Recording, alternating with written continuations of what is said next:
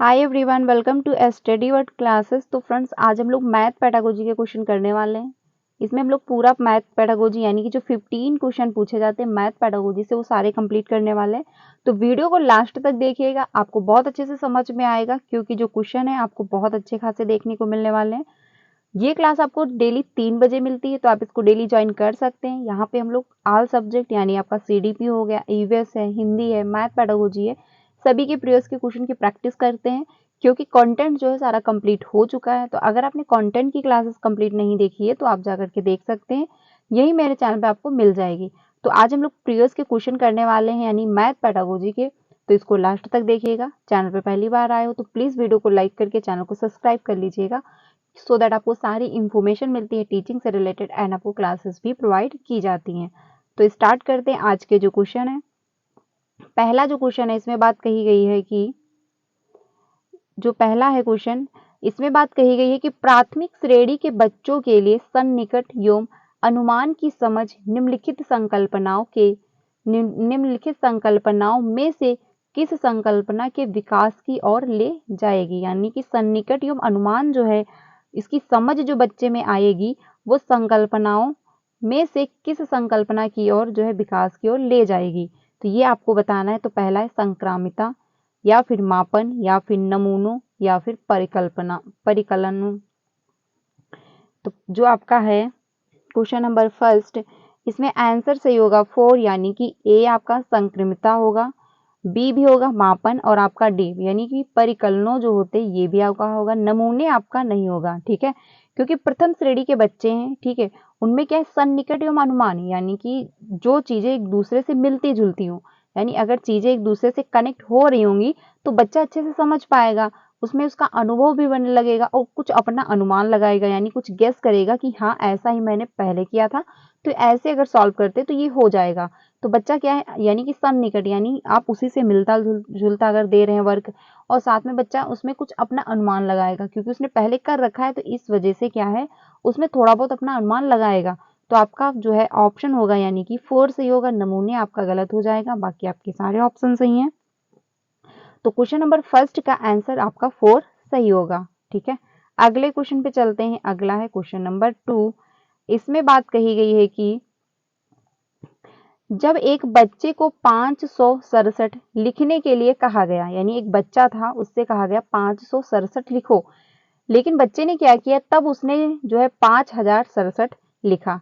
इस त्रुटि का सर्वाधिक उपयुक्त कारण क्या हो सकता है। यानी बच्चे से कहा गया कि 567 लिखना है, बट बच्चे ने क्या कर दिया 5067 उसने लिख दिया।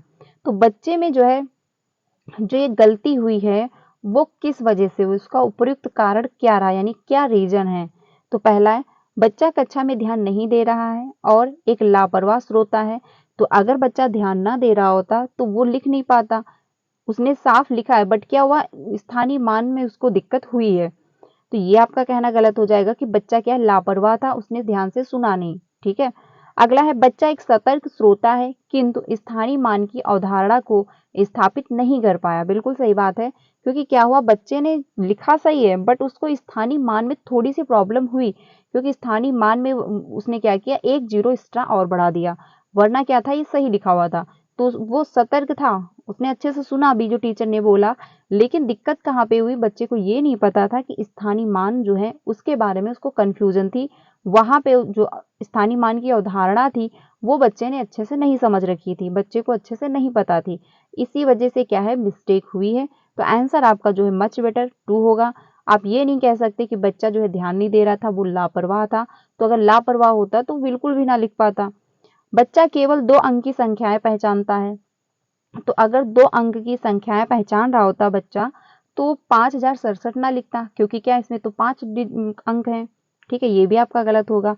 स्थानीय मान की अवधारणा पढ़ाने में शिक्षक की जो है नाकामी है। तो अगर ये कह दें कि शिक्षक की नाकामी रही, तो बच्चे ने संख्याएं लिखी है, ठीक है, तो इसमें ये नहीं कहा जा सकता कि शिक्षक जो है वो नाकाम रहा, क्योंकि बच्चे ने शायद अवधारणा सही से समझी ना हो। तो आंसर क्या है आपका सेकंड सही होगा, ठीक है, आंसर आपका जो है सेकंड होगा।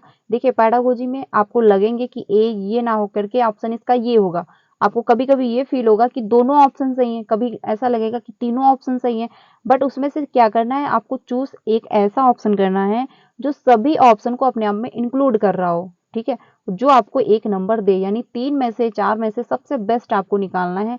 यही पैडागोजी का खेल है। आपको ऐसे यानी जिसमें से प्रेजेंट ऑफ माइंड आपको लगाना पड़ेगा, जिसमें आपका माइंड डेवलप होगा। आपको देखना होगा कि 4 ऑप्शन में से कौन सा बेस्ट है, और चारों ऑप्शन अगर सही हैं तो उसमें से भी बेस्ट कौन सा है जो आपको एक नंबर देगा।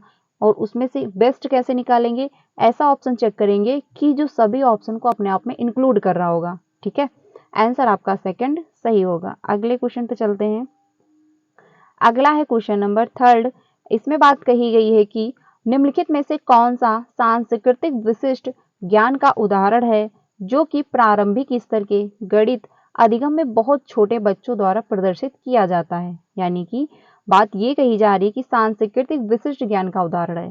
ठीक है, जो प्रारंभिक स्तर के बच्चे जो होते हैं, यानी कि 1 to 5 के, उसमें जो है बच्चों के द्वारा जो है प्रदर्शन किया जा रहा है। तो पहला है अधिगमकर्ता द्वारा जो है प्रयुक्त संख्या शब्द, या फिर संख्या संक्रियाएं, या फिर दिग्ग स्थान संबंधी समझ, यानी कि जो खाली स्थान भरने को दिए जाते हैं, या फिर गणितीय पहेलियां जो है आदि हल करना। तो आंसर आपका जो 3rd है, इसमें आंसर होगा फर्स्ट, यानी कि अधिगमकर्ताओं द्वारा प्रयुक्त संख्या शब्द। ठीक है, ये आपका आंसर से होगा। आपको विशिष्ट ज्ञान के लिए जो उदाहरण देने हैं वो आपको अधिगमकर्ताओं द्वारा प्रयुक्त संख्या शब्द के देने हैं, जिसमें से क्या होगा, प्रारंभिक स्तर के जो प्रारंभिक स्तर के गणित अधिगम में बहुत छोटे बच्चों द्वारा प्रदर्शन किया जाता है। तो बच्चे जब छोटे होते हैं तो उनको क्या है, संख्याएं जो होती हैं, संख्याओं का ज्ञान होता है, यानी 1 2 3, 1 ऐसे लिखा जाता है, 2 ऐसे लिखा जाता है, 3rd ऐसे लिखा जाता है, 4th ऐसे लिखा जाता है। तो प्राइमरी स्तर के बच्चे सबसे छोटे बच्चों द्वारा प्रदर्शन जो आपको करवाना है, सबसे पहले बच्चों को एटलीस्ट गिनती जो है वो पता हो, कि हाँ बच्चे पहचान पाए कि 1 कैसे लिखा जाता है, 2 कैसे लिखा जाता है, या फिर 1 कैसे लिखा जाता है, 2 कैसे लिखा जाता है, 3 कैसे लिखा जाता है, 5 कैसे लिखा जाता है। तो बच्चों को पहले संख्याओं के बारे में नॉलेज हो। आंसर आपका जो है फर्स्ट सही होगा। आगे चलते हैं क्वेश्चन नंबर 4 पे। क्वेश्चन नंबर जो 4 है, इसमें बात कही गई है कि निम्नलिखित में से कौन सा कथन गणित के अधिगम के संबंध में सही है, यानी कि इसमें से कौन सा स्टेटमेंट जो है गणित के अधिगम के बारे में सही है। पहला है, लड़कियों की तुलना में लड़के जो है गणित सीखने में बेहतर हैं, या फिर विशेष आवश्यकताओं वाले बच्चों के लिए अलग कक्षाएं होनी चाहिए क्योंकि वे अन्य बच्चों के साथ जो है नहीं सीख सकते। यानी जो विशिष्ट बच्चे होते हैं, यानी विशेष आवश्यकता वाले बच्चे जो होते हैं, जो पढ़ने में थोड़ा सा वीक होते हैं, या फिर जिनको देखने में प्रॉब्लम हो रही होती है, या फिर जिनको सुनने में समस्या है, तो ऐसे बच्चों के लिए आप अलग कक्षाएं बना देंगे। क्योंकि क्या है, सभी बच्चों के साथ उनको पढ़ने में समस्याएं होती हैं, सभी बच्चे के साथ वो सीख नहीं सकते हैं।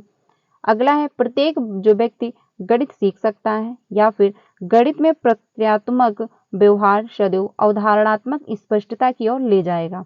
तो बात जो कही जा रही गणित के अधिगम के संबंध में सही है। आंसर आपका जो क्वेश्चन नंबर जो आपका 4 है, आंसर इसका आपका 3rd होगा। क्योंकि क्या है, गणित प्रत्येक व्यक्ति जो है वो सीख सकता है। बच्चा कैसा भी दिख रहा है, बच्चे को सुनने में प्रॉब्लम है, बच्चे को देखने में समस्या है, बच्चा चल नहीं पा रहा है, बच्चा किसी भी पृष्ठभूमि से, वंचित पृष्ठभूमि से है, या उसका बैकग्राउंड बहुत अच्छा है, बैकग्राउंड बहुत अच्छा नहीं है, अच्छा ऐसे इन्वायरमेंट से आया है जहाँ का कल्चर बहुत अच्छा नहीं, जहाँ पे लोग शिक्षित नहीं है, लेकिन तब भी अगर वो मेहनत कर रहा है, प्रैक्टिस कर रहा है, टाइम दे रहा है, तो क्या है, वो सीखेगा। मैथ ये कोई फिक्स नहीं कि गर्ल्स ही सीख सकती हैं, या फिर बॉयज ही सीख सकते हैं, या फिर वंचित पृष्ठभूमि वाले बच्चे सीख सकते हैं, ऐसा कुछ नहीं।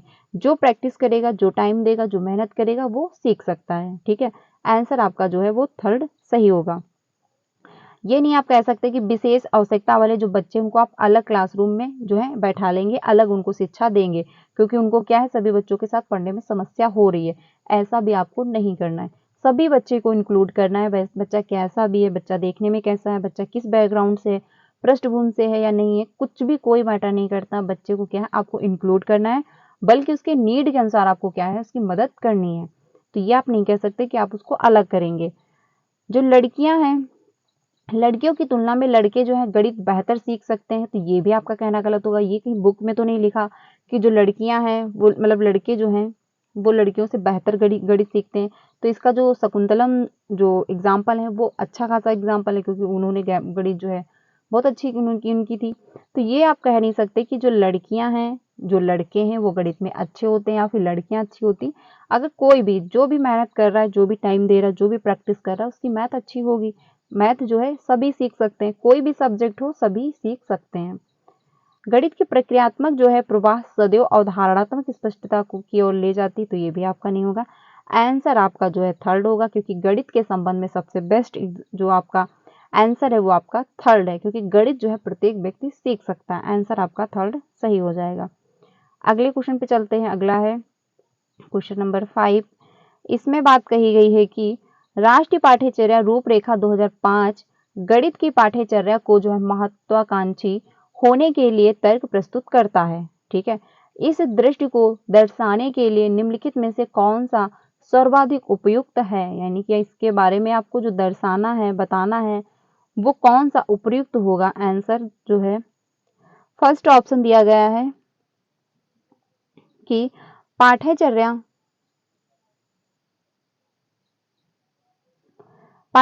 का संख्या ज्ञान में विद्यार्थियों की जो क्षमताओं का विकास करना आवश्यक है, या फिर पाठ्यचर्या का गणितीय चिंतन एवं विवेचन के लिए विद्यार्थियों के आंतरिक संसाधनों का विकास करना आवश्यक है, या फिर पाठ्यचर्या की गणितीय पहेलियों को हल करने में विद्यार्थियों की क्षमता का जो है विकास करना आवश्यक है। तो बात जो कही जा रही 2005 यानी राष्ट्रीय जो पाठ्यक्रम रूपरेखा एनसीएफ 2005 के अकॉर्डिंग जो है महत्वाकांक्षी होने के लिए तर्क प्रस्तुत करना, यानी तर्क प्रस्तुत करता है, इस दृष्टि को दर्शाने के लिए जो है सर्वाधिक उपयुक्त होगा। तो सबसे बेस्ट आपका जो आंसर होगा क्वेश्चन नंबर 5 का 2 हो जाएगा, यानी कि बी। ठीक है, बी ऑप्शन आपका सही है, क्योंकि पाठ्यचर्या का गणितीय चिंतन, जब बच्चा गणितीय चिंतन करेगा तो बच्चे में तर्क वितर्क आएगा, तभी जाके वो तर्क मतलब चिंतन कर पाएगा, तभी वो विवेचन के लिए विद्यार्थियों के आंतरिक संसाधनों का विकास करना आवश्यक है, यानी बच्चा आंतरिक रूप से जो है अभिप्रेरित हो, बच्चे में इंटरनल मोटिवेशन हो। जब बच्चे में इंटरनल मोटिवेशन होगा तो लंबे टाइम तक कोर्स करेगा, बच्चा इंटरेस्ट लेगा, अच्छे से जो है पढ़ाई कर पाएगा। ठीक है, और जो इंटरेस्ट लेके पढ़ेगा वो अच्छे से उसके दिमाग में भी फीड होगा और लंबे टाइम तक भी वर्क करेगा।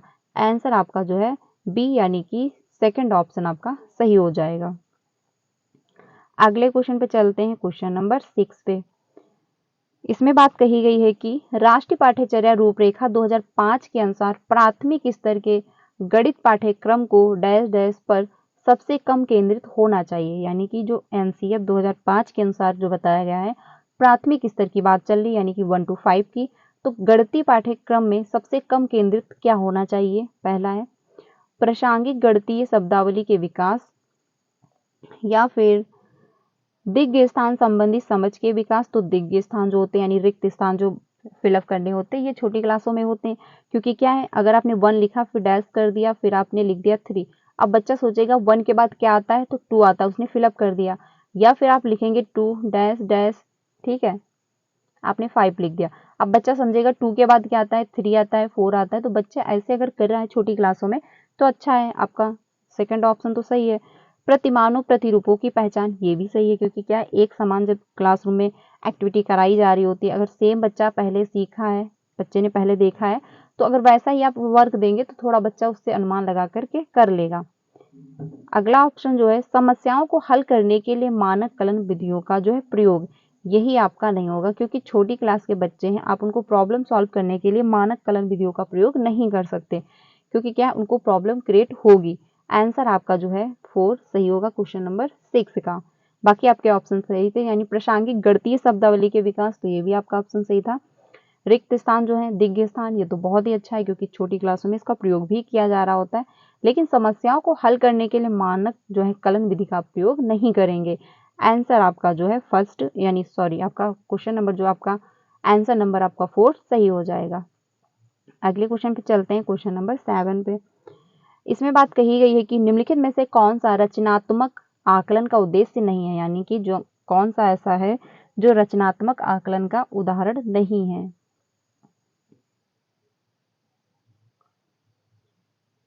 पहला है बच्चों की भ्रांतियों के बारे में जानना, या फिर ज्ञान के निर्माण में बच्चे की जो है समझ को आंकना, या फिर पिछली अवधारणा पर आधारित नई अवधारणा को प्रस्तुत करना, या फिर यह जानना कि शिक्षण युक्ति विधि जो है उपयुक्त है या नहीं।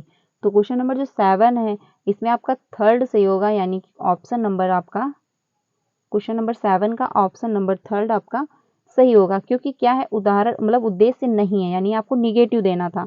तो निगेटिव का जो है थर्ड ऑप्शन होगा, यानी पिछली अवधारणा पर आधारित नई अवधारणा प्रस्तुत नहीं कर सकते, क्योंकि जरूरी नहीं है कि जो बच्चे ने पिछली कक्षा में सीखा है वो आगे भी काम आएगा, क्योंकि क्या है जो चैप्टर है या फिर जो सिलेबस है वो चेंज होता रहता है। तो उस पे आप पिछली अवधारणा पर आधारित होकर के नई अवधारणा जो है प्रस्तुत नहीं कर सकते, उसमें थोड़ा बहुत परिवर्तन लाना पड़ेगा। बट हाँ, थोड़ा बहुत बच्चा उसमें गेस लगा करके, अनुमान लगा करके सीख सकता है, वो अलग बात है। लेकिन आप पिछली अवधारणा पर आधारित नई अवधारणा नहीं दे सकते, क्योंकि इसमें क्या होगा, फिर बच्चा रटने लगेगा, मतलब फिर रोट मेमोराइजेशन यानी रोट लर्निंग होने लगेगी।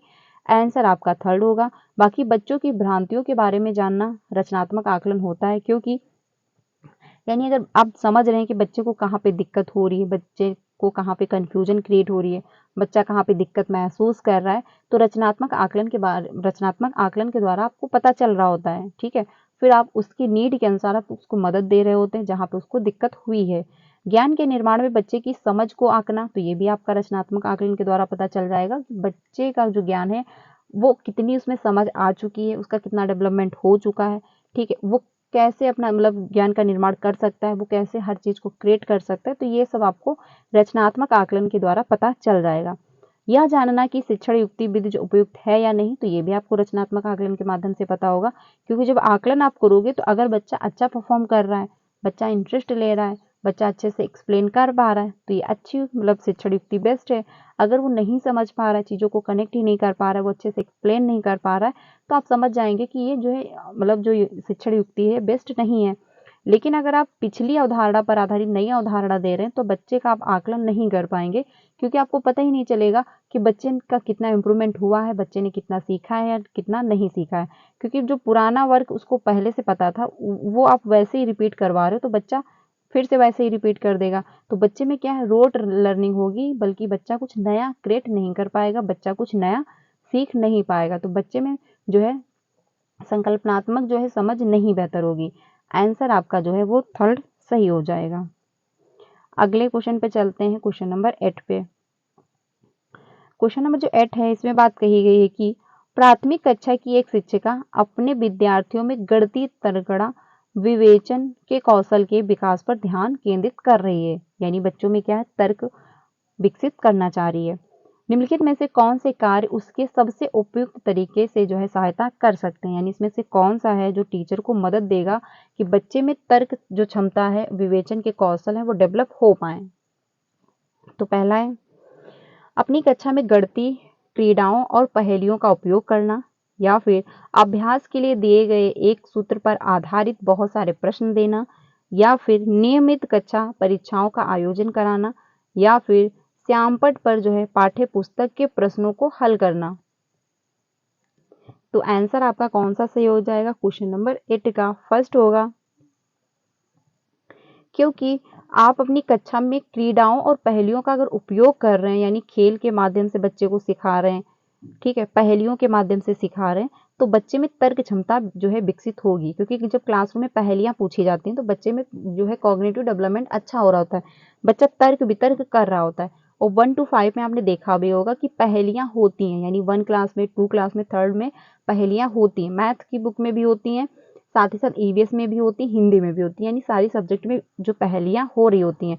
क्योंकि पहेलियां इसलिए उसमें ऐड की जाती हैं कि बच्चा पहेलियों में इंटरेस्ट लेता है पहली बात, तो फिर वो तर्क वितर्क करना स्टार्ट करता है, वो उसका आंसर खोजने की कोशिश करता है कि इसका आंसर क्या हो सकता है, अच्छा इसका ये आंसर ना होकर के ये होगा, वो अनुमान लगाएगा कि हाँ पहेली के अंदर क्या कहा जा रहा है, ये ऐसा क्या हो सकता है, इसका आंसर क्या हो सकता है। तो बच्चे में तर्क क्षमता भी डेवलप हो रही होती है, और साथ ही साथ बच्चे में चिंतन, यानी बच्चा जो है थिंकिंग अपनी लगाएगा, चिंतन करेगा कि हाँ इसका ये आंसर ना होकर कि ये हो सकता है। पहेली के माध्यम से जो बच्चा है, बच्चे में तर्क वितर्क की क्षमता विकसित होती है। और गणितीय क्रीडाओं, यानी कि अगर आप खेल के माध्यम से सिखा रहे हो, कोई एक्टिविटी करा रहे हो, कोई प्ले ग्रुप करा रहे हो, तो इसमें भी बच्चा जो है बेहतर होगा, क्योंकि इसमें क्या है, बच्चा इन्वॉल्व होगा, बच्चा एक्टिव होगा, बच्चे के सारे सेंस इन्वॉल्व होंगे। तो सबसे बेस्ट आपका ऑप्शन जो है ए हो जाएगा। क्योंकि इसके माध्यम से बच्चे में क्या है, तर्क क्षमता, विवेचन की कौशल यानी विवेचन के कौशल, ये सारे डेवलप होंगे। आंसर आपका फर्स्ट सही होगा। बाकी अगर अभ्यास के लिए आप एक सूत्र पर आधारित बहुत सारे प्रश्न दे रहे हो तो बच्चा रट लेगा, वही सेम जो है कॉपी करता रहेगा। बच्चे में कुछ नया करने की जो है हिम्मत नहीं आएगी, कुछ नया क्रिएट करने की कोशिश नहीं करेगा, उसमें जो है कॉग्निटिव डेवलपमेंट नहीं होगा, क्योंकि उसको तर्क वितर्क करना ही नहीं, जो उसको आ रहा है आप वैसा ही क्वेश्चन दे रहे हो, आप बार बार वो क्या कर रहा है, रिपीट करता जा रहा है। ठीक है। नियमित परीक्षाओं का आयोजन, आप परीक्षाओं का मतलब परीक्षाएं अगर करा रहे हो तो बच्चा सिर्फ और सिर्फ परीक्षाएं के लिए पढ़ेगा कि हमको क्या क्वालिफाई कर लेना है पेपर पेंसिल टेस्ट के लिए। श्यामपट्ट पर पाठ्य पुस्तकों के प्रश्न को हल करना, तो अगर आप श्यामपट्ट पे पेपर पेंसिल जो मतलब पाठ्य पुस्तक जो है के प्रश्नों को हल कर रहे हो तो बच्चा क्या, जरूरी नहीं कि बच्चा एक्टिव ही हो, बच्चा ध्यान ही दे रहा हो सकता है आप ब्लैक बोर्ड पे मतलब प्रश्न को हल कर रहे हो, बच्चा निष्क्रिय रूप से सिर्फ देख रहा हो, सुन रहा हो, उसके दिमाग में कुछ और ही चल रहा हो। तो इसमें क्या है, टीचर तो एक्टिव होता है लेकिन ये नहीं कहा जा सकता कि बच्चा भी एक्टिव होगा। बट सबसे बेस्ट जो आपका आंसर है फर्स्ट है, क्योंकि इसमें क्या है, पहेलियां, तो पहेलियां नॉर्मल सी बात है 1 to 5 में होती हैं। पहेलियों के माध्यम से बच्चे में तर्क क्षमता विकसित होती है, क्रीडाओं के भी माध्यम से बच्चे में तर्क क्षमता विकसित हो रही होती है। आंसर आपका फर्स्ट सही होगा। अगले क्वेश्चन पे चलते हैं। अगला है क्वेश्चन नंबर 9। क्वेश्चन नंबर जो 9 है इसमें बात कही गई है कि निम्नलिखित में से कौन सा स्कूलों की पाठ्यचर्या व शिक्षा शास्त्र के लिए राष्ट्रीय शिक्षा नीति जो आपका एनईपी 2020 की प्रस्तावनाओं का जो निरूपण करता है। तो पहला है अधिगम समग्र और एकीकृत होना चाहिए, या फिर 5+3+3+4 के नए जो है डिजाइन में स्कूल पाठ्यक्रम और शिक्षण शास्त्र को जो है पुनर्गठित करना, या फिर 5+2+3+3 के नए डिजाइन में स्कूल पाठ्यक्रम में शिक्षण शास्त्र को पुनर्गठित करना, या फिर फाउंडेशनल स्टेज में औपचारिक पाठ्य पुस्तकों से अधिगम सम्मिलित होना चाहिए। तो क्वेश्चन नंबर जो आपका 9 है इसमें आंसर सही होगा 2, यानी कि फर्स्ट और बी आपका ऑप्शन सही हो जाएगा। यानी अधिगम जो है समग्र और एकीकृत होना चाहिए, यानी जो अधिगम है, जो लर्निंग है वो क्या समग्र, यानी बच्चे का जो चौमुखी विकास हो रहा हो, साथ ही साथ एकीकृत भी होना चाहिए, यानी सारी सब्जेक्ट एक दूसरे से कनेक्ट कर रही हो, क्योंकि बच्चा छोटा है और बच्चा हर चीज को एक साथ इंक्लूड कर रहा होता है, वो हर चीज इन्वायरमेंट में हर चीज को एक साथ देख रहा होता है। ये नहीं कि वो समझेगा इसका ये दूसरा पार्ट है, ये अलग पार्ट है, ये अलग पार्ट है, ऐसा नहीं। बच्चा इन्वायरमेंट में सारी चीजों को एक साथ देख रहा होता है। तो पाठ्यक्रम समग्र होना चाहिए और साथ ही साथ एकीकृत भी होना चाहिए, यानी एक दूसरे से कनेक्ट कर रहा हो। तो बच्चा क्या है, अगर अनुमान लगा के कुछ गेस लगा करके कुछ अपना अनुभव लगा करके वो चीजों को कनेक्ट करके सीख लेगा। बी जो है ये आपका मतलब 5+3+3+4 के नए डिजाइन में पाठ्यक्रम को जो है शिक्षण शास्त्रों से पुनर्गठित करना चाहिए, तो ये भी आपका सही है। अब 1 मिनट में हम लोग समझ लेते हैं कि आपका जो 90 मतलब 2020 एनईपी 2020 है उसके तहत जो ये मतलब रूल मतलब नया निकाला गया जो 5+3+3+4, ये हम लोग समझ लेते हैं कि कितने मतलब कितनी इसकी मतलब कौन सी उम्र में बच्चा इस स्टेज पे पहुंचेगा और किसके अंतर्गत क्या है, यानी कौन से चरण आते हैं। तो सबसे पहले बात करते हैं आपका जो प्लस मतलब 5 है, ठीक है। जो 5 है इसमें इसको क्या बोलते हैं, फाउंडेशनल स्टेज बोलते हैं। इसकी उम्र जो होती है यानी इसमें कौन सी वर्ष में बच्चा होगा, 3 से लेकर के 8 वर्ष का बच्चा होता है, ठीक है। 3 से 8 वर्ष का बच्चा होता है।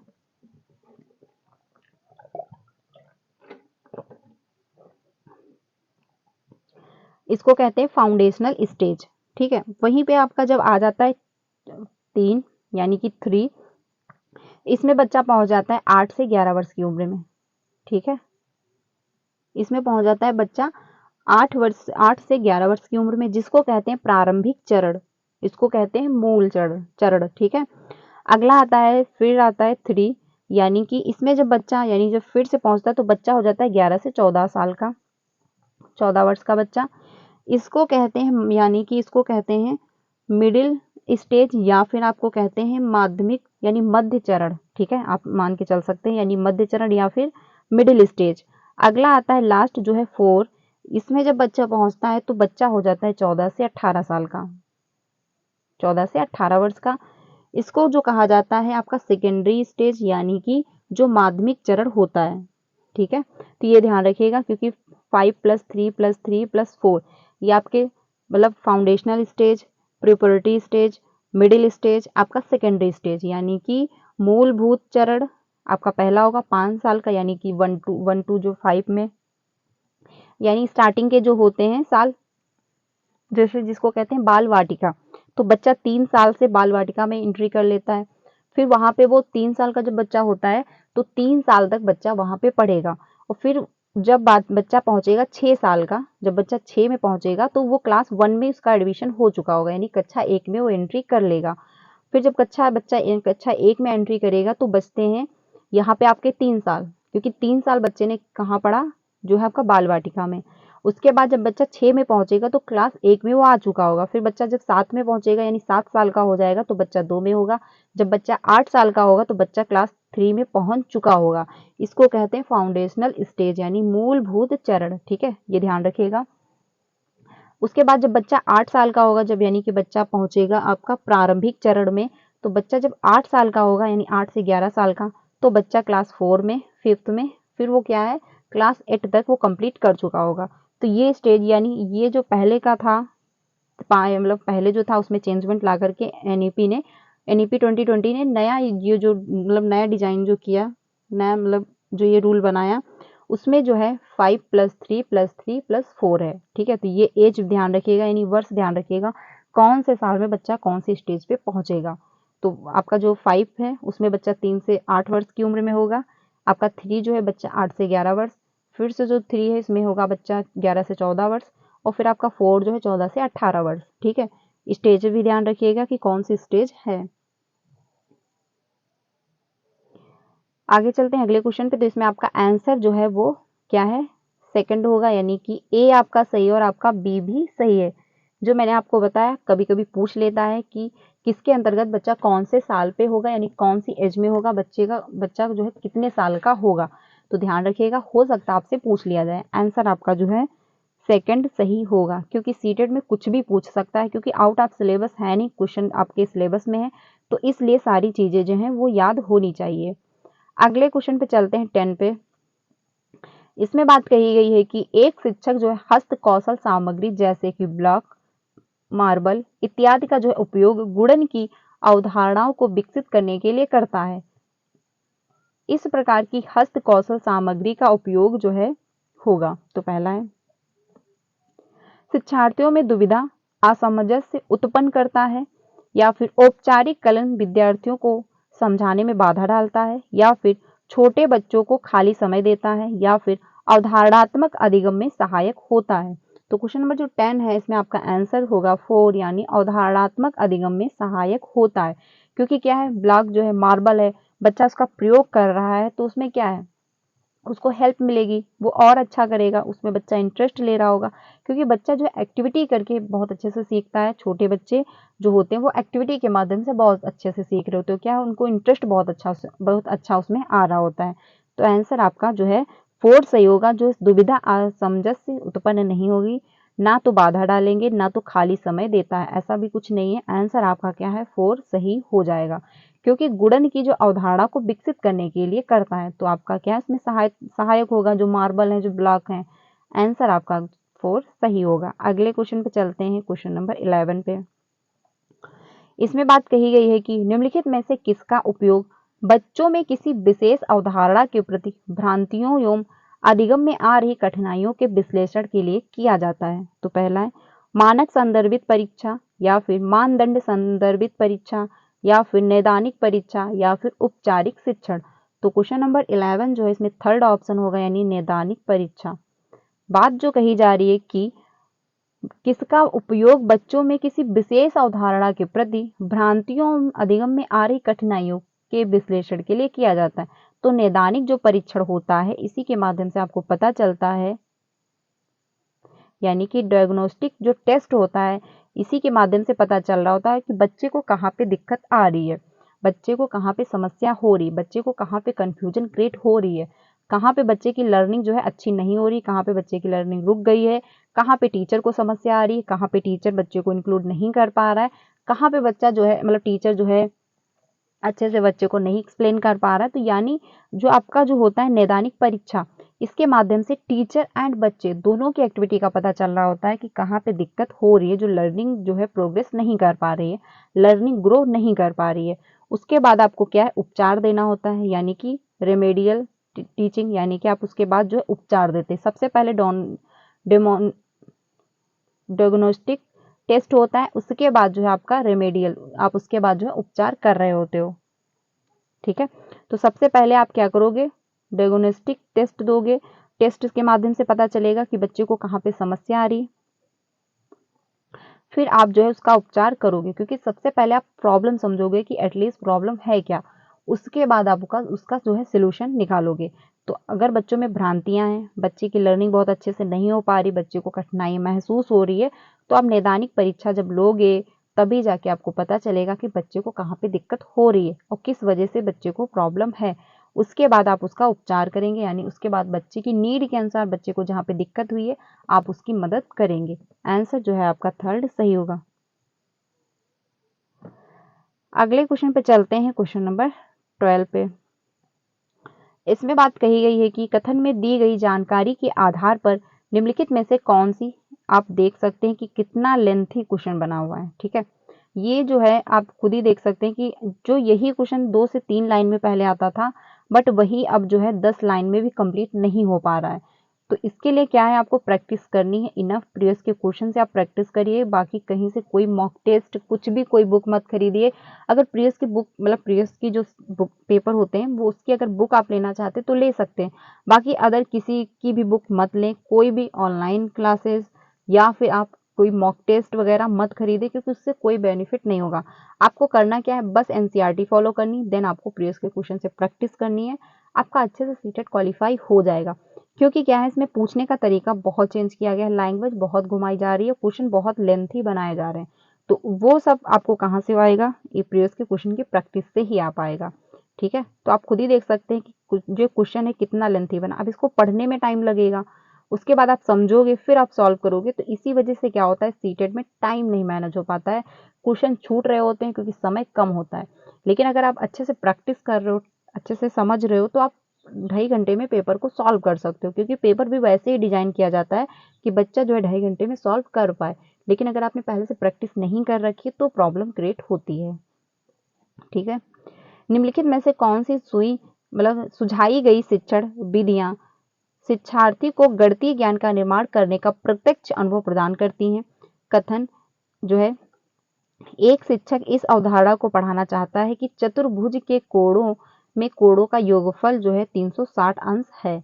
शिक्षण विधियां हैं, इसके बारे में देखते हैं, फिर इसके अंतर्गत कौन सा ऑप्शन होगा वो हम लोग चेक करेंगे। पहला है, शिक्षक श्यामपट्ट पर एक जो है चतुर्भुज बनाता है और उसके कोणों को जो है चांदा का उपयोग करके जो है मापता है और दिखाता है कि कोणों का योगफल जो है 360 के बराबर है। या सेकंड होगा, शिक्षक कागज के एक टुकड़े पर जो है एक चतुर्भुज खींचता है, फिर उसका एक जो है विकर्ण खींचता है ताकि चतुर्भुज को 2 त्रिभुजों में विभाजित किया जा सके। वह त्रिभुजों के कोण योग जो है गुण धर्म का जो है उपयोग करके सीखता है कि चतुर्भुज के कोणों का योगफल जो है वो 360 है।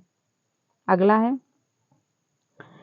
शिक्षक छात्रों को कागज के एक टुकड़े पर जो है विभिन्न प्रकार के चतुर्भुज बनाने के लिए कहता है और उनके आंतरिक कोणों को मापने और प्रत्येक के चतुर्भुज में कोणों का जो है योग खोजने के लिए कहता है।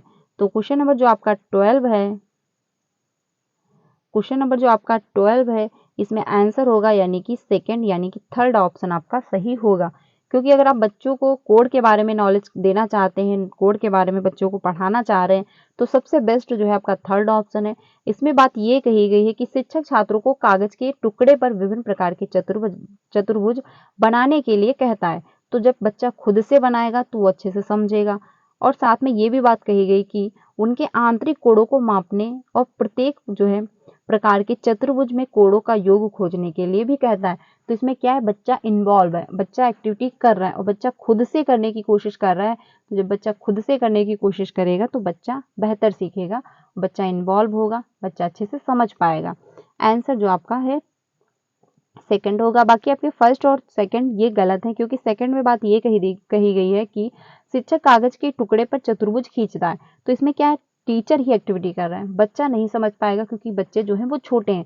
बच्चे से आप खुद कहेंगे, आप उसको गाइड कर रहे हैं बच्चे को, बच्चा खुद से जो चीज़ें बना रहा है, खुद से चीज़ें क्रिएट कर रहा है, तो उसमें बच्चा बेहतर सीखेगा।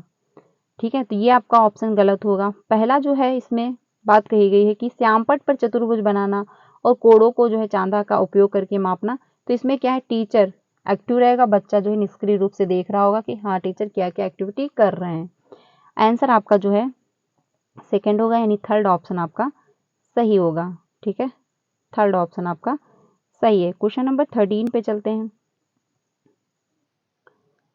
इसमें बात कही गई है कि राष्ट्रीय पाठ्यचर्या रूपरेखा 2005 के अनुसार विविध संस्कृतियों में पटरी जो है विक्रेताओं और आम लोगों द्वारा उपयोग किए जाने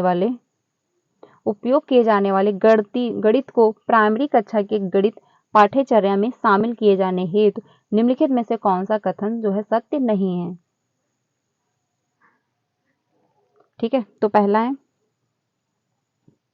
औपचारिक गणित और जो है पटरी विक्रेताओं तथा आम जो है लोगों द्वारा प्रयोग किए जाने वाले गणित में से कोई संबंध नहीं है। या फिर आपका जो है आम लोगों द्वारा प्रयुक्त गणितीय क्रियाएं काफी समृद्ध और महत्वपूर्ण है और उनको कक्षाई चर्चा में शामिल किया जा सकता है। या फिर विभिन्न संस्कृतियों में प्रयुक्त गणितीय व्यवहारों को शामिल करना गणित के अधिगम को रुचिपूर्ण और प्रासंगिक बनाने के लिए किया जाता है। या फिर विविध पृष्ठभूमि से आए बच्चे जो है संख्याओं, गिनतियों और परिकलन के विभिन्न तरीकों को कक्षाई चर्चा में शामिल कर सकते हैं। तो बात कही जा रही कौन सा सत्य नहीं है, यानी आपको निगेटिव आंसर देना है।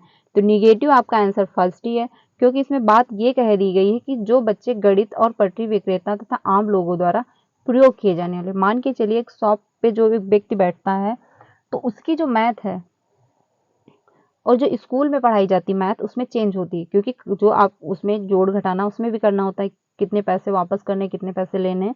तो बात ये कही जा रही कि उसमें कोई संबंध नहीं है। अगर मान के चलिए जिसके घर में अगर शॉप है, अगर बच्चा शॉप पे बैठ रहा है तो उसकी जो मैथ होगी वो अच्छी होगी, क्योंकि क्या है उसको जोड़ घटाना करना, भाग करना आ रहा होगा, वो फटाफट से कर लेगा। तो ये कहना गलत होगा कि उसमें क्या है कोई संबंध नहीं होता है, बल्कि संबंध होता है। बच्चे की कैलकुलेशन जो है बेस्ट होगी, वो फटाफट से ऐड कर लेगा, सब्ट्रैक्शन कर लेगा, वो डिवाइड भी कर देगा, क्योंकि क्या है वो दैनिक जीवन में कर रहा है। ठीक है, तो यही आपका मतलब इसमें बात कह दी कोई संबंध नहीं है, बल्कि क्या संबंध है।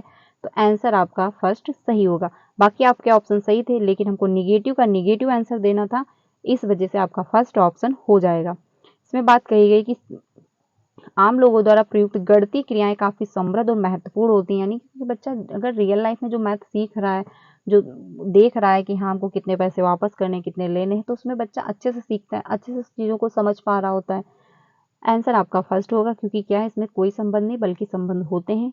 तो ये निगेटिव है, निगेटिव का निगेटिव आंसर हो जाएगा। अगले क्वेश्चन पे चलते हैं। अगला है क्वेश्चन नंबर 14।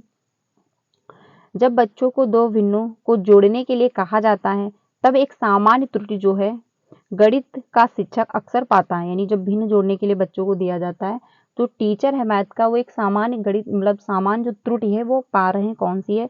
वह यह है कि बच्चे अंश को अंश के साथ और हर को हर के साथ जोड़ते हैं। ऐसी त्रुटि का जो है सबसे संभावित कारण क्या हो सकता है? यानी बच्चे क्या कर रहे हैं, अंश को अंश से जोड़ रहे हैं और हर को हर से, यानी ऐसे ना करके वो ऐसे जोड़ रहे हैं, अंश को अंश से, हर को हर से। तो इसमें बात करेगी लिखित अभ्यास का अभाव है बच्चे में, या फिर कक्षा में सतर्कता का अभाव है, यानी बच्चे क्या एक्टिव नहीं है, प्राकृतिक संख्याओं के योग से संबंधित बच्चों की पूर्व समझ है, या फिर शिक्षण अधिगम सामग्री की अनुपलब्धता है। तो क्वेश्चन नंबर जो आपका 14 है इसमें आंसर होगा थर्ड, यानी कि प्राकृतिक संख्याओं के योग से संबंधित बच्चों की जो है पूर्व समझ है, क्योंकि बच्चे क्या है अच्छे से समझ नहीं पा रहे हैं कि अंश को अंश से जोड़ना है, यानी अंश को हर से जोड़ना है, फिर या फिर हर को अंश से जोड़ना है। तो बच्चे में प्राकृतिक संख्याओं से जो योग से संबंधित बच्चे में पूर्व समझ बनी है कि उसको ऐड करना है, यानी 1 2 जो है प्लस करना है, तो बच्चा समझ रहा है कि हमको इसको क्या है ऐड करना है। तो वैसे ही वो यहाँ पर भी फॉलो कर रहा है। उसको ये समझ में नहीं आ रहा है कि अंश को हर से जोड़ देना या फिर हर जो है उसको अंश से जोड़ना है।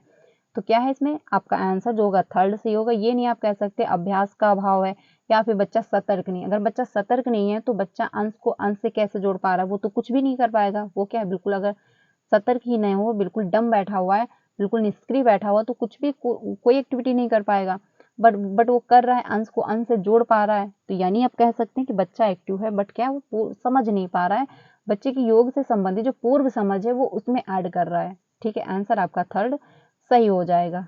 अगले क्वेश्चन पे चलते हैं। अगला क्वेश्चन है लास्ट। इसमें बात कही गई है कि निम्नलिखित में से आकलन की कौन सी विधि जो है अधिगमकर्ताओं के बीच गणित में भय और चिंता को कम करने में सहायता करेगी।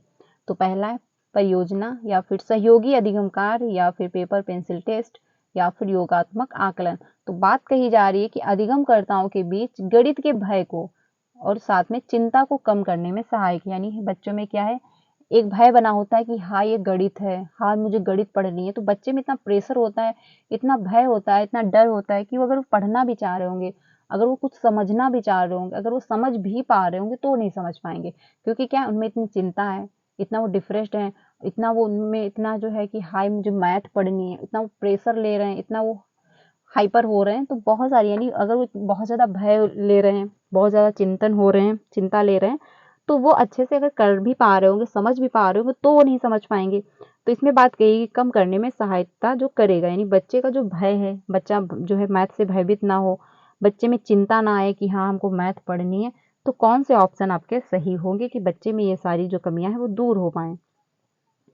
तो आंसर आपका होगा 4, यानी कि ए और बी, यानी परियोजना और सहयोगी अधिगम। तो बिल्कुल सही बात है कि अगर आप परियोजना यानी प्रोजेक्ट दे रहे हो कि बच्चा ऐसे ना ऐसे करके करे, तो उसमें बच्चा सहयोग से सीख लेगा, क्योंकि प्रोजेक्ट कार्य अगर आप सहयोग के माध्यम से दे रहे हो, यानी ग्रुप में समूह बना करके दे रहे हो, तो बच्चा एक दूसरे की मदद से सीखेगा। फिर क्या होगा, धीरे धीरे बच्चे में जो भय बना हुआ है मैथ के प्रति कि हाँ हमको मैथ सीखनी है, तो वो धीरे धीरे कम हो जाएगी। सहयोगी अधिगम ये भी आपका सही है, क्योंकि क्या है, अगर ग्रुप लर्निंग हो रही है, जो एक बच्चा एक दूसरे की मदद करके सीख रहा है, तो जिस बच्चे में अगर मैथ के प्रति टेंशन है, कि भय है कि हाँ हमको मैथ सीखनी है, अगर उसके प्रति हाइपर हो रहा है कि हाँ हमको मैथ सीखनी है, टेंशन ले रहा है, तो वो धीरे धीरे कम हो जाएगी, यानी बच्चे का भय जो है वो धीरे धीरे कम हो जाएगा। ठीक है, क्योंकि क्या सहयोग के माध्यम से बच्चा अगर सहयोग के माध्यम से सीख रहा है, तो हर बच्चा जिस बच्चे को मैथ आ रही है, तो धीरे धीरे बच्चा उससे प्रैक्टिस करेगा, उससे पूछेगा, उसकी मदद लेगा, धीरे धीरे करके क्या है वो भी मैथ जो है समझना शुरू कर देगा, मैथ सीखना स्टार्ट कर देगा। आंसर आपका 4 सही होगा। पेपर पेंसिल टेस्ट अगर आप ले रहे हो, तो बच्चे में और जो है बच्चा टेंशन लेगा और भयभीत होगा कि हमको टेस्ट दें, आज मैथ का टेस्ट है। आपने देखा होगा क्लास में जब मैथ का टेस्ट होता है, तो सभी जो है टेंशन में होते हैं कि हाँ आज तो मैथ का टेस्ट है, यानी बच्चे में ऑलरेडी पहली बात तो बच्चे में पहले से ही भय है मैथ के प्रति, और आप पेपर आप क्या कर रहे हो, आप टेस्ट ले रहे हो, तो बच्चा और ज़्यादा जो है टेंशन होगा, लेगा और ज़्यादा भयभीत होगा। योगात्मक आकलन यानी आप ग्रेड दे रहे हो, नंबर दे रहे हो, तो ये भी आपको स्टार्टिंग में नहीं करना। सबसे पहले क्या करना है, बच्चा एटलीस्ट मैथ सीखे, बच्चा एटलीस्ट मैथ में इंटरेस्ट ले, वो धीरे धीरे मैथ को सॉल्व करना शुरू करे। उसके बाद ये सेकेंडरी होते हैं कि आप टेस्ट ले रहे हो, आप योगात्मक आकलन कर रहे हो, वो आपका सेकेंडरी हो जाता है। लेकिन फर्स्ट प्रायोरिटी जो है, आप सहयोग के अगर बच्चा नहीं इंटरेस्ट ले रहा, तो आप सहयोग के माध्यम से करोगे कि आप लर्निंग करो, ग्रुप में आप बच्चों को डिवाइड करोगे कि बच्चा समूह में बैठ करके सीखे, तो धीरे धीरे बच्चा इंटरेस्ट लेगा। आंसर आपका 4 सही हो जाएगा। तो फ्रेंड्स ये 50 क्वेश्चन थे, मैंने आप लोगों के साथ डिस्कस किए। आई होप आपको हेल्प मिली होगी। वीडियो अच्छी लगी हो तो लाइक करिएगा, एंड चैनल पर पहली बार आए हो तो प्लीज़ वीडियो को लाइक करके चैनल को भी सब्सक्राइब कर लीजिएगा, क्योंकि यहाँ से आपको क्या है, टीचिंग से रिलेटेड सारी अपडेट मिलती है, एंड आपको क्लासेस भी मिलती हैं। तो आप सीटेट की अगर प्रिपरेशन कर रहे हैं, पेपर 1 एंड पेपर 2 अच्छे से कंप्लीट करना चाहते हैं, तो 3 बजे एंड 5 बजे दोनों क्लास ज्वाइन करिएगा। आपका पेपर 1 हो या फिर पेपर 2 अच्छे से क्वालिफाई हो जाएगा। तो कमेंट में अपना स्कोर जरूर मेंशन करिएगा कि कितना स्कोर आपका हो पा रहा है, क्योंकि मैथ पेडागोजी भी टफ आती है। अगर आप ये समझ रहे हैं कि मैथ पेडागोजी इजी है, तो ऐसा कुछ भी नहीं है। आपने अभी देखा क्वेश्चन कितने लेंथी पूछे जाते हैं। तो प्रैक्टिस आपको सारी सब्जेक्ट की करनी है, ये आप मान के चलिए, क्योंकि सारी सब्जेक्ट मिल करके ही आपका स्कोर बनाएंगी। अगर आप एक सब्जेक्ट के सहारे बैठे हो कि मेरी सीडीपी बहुत स्ट्रांग है, मैं क्लियर कर लूंगा, तो ये आपकी सबसे बड़ी गलत फहमी है, क्योंकि सभी सब्जेक्ट मिल करके आपका स्कोर बनाएंगी। ठीक है, बट ये हो सकता है किसी में आपके ज़्यादा नंबर अच्छे होंगे, किसी में थोड़ा सा कम, बट क्या है, फोकस आपको सारी सब्जेक्ट पे करना है। जो वीक है उस पर आपको थोड़ा सा ज़्यादा ध्यान देना है, जो आपकी अच्छी है उसकी आपको प्रैक्टिस करनी है। तो कमेंट में अपना स्कोर जरूर मेंशन करिएगा, एंड अगर आप जो है हिंदी पेडागोजी हिंदी का पैसेज की क्लास चाहते हैं तो आप लोग कमेंट में बताइएगा कि हिंदी जो है पैसेज जो आते हैं कि 15 नंबर के, अगर उसकी आप क्लास चाहते हैं तो आप लोग कमेंट में बताइएगा। मैं उस पर भी वीडियो बनाऊंगी, क्योंकि वो जो है आपको काफ़ी स्कोर दे जाता है, काफ़ी अच्छे नंबर दे जाता है जो पैसेज है, क्योंकि पैसेज में आपके पूरे के पूरे नंबर आ सकते हैं और जो कि फोकट के मिलते हैं। आपको क्या करना, थोड़ी सी प्रैक्टिस करनी है। तो अगर आप चाहते हैं तो कमेंट में बताइएगा, मैं उस पर भी एक वीडियो बनाऊंगी। बाकी आज के लिए इतना ही रखते हैं। क्लास अच्छी लगी हो तो लाइक करिएगा, चैनल पर पहली बार हो तो सब्सक्राइब कर लीजिएगा, अपने सारे फ्रेंड को शेयर करिएगा जो भी सीटेट की प्रिपरेशन कर रहे हो। मिलते हैं नेक्स्ट वीडियो में। Thank you.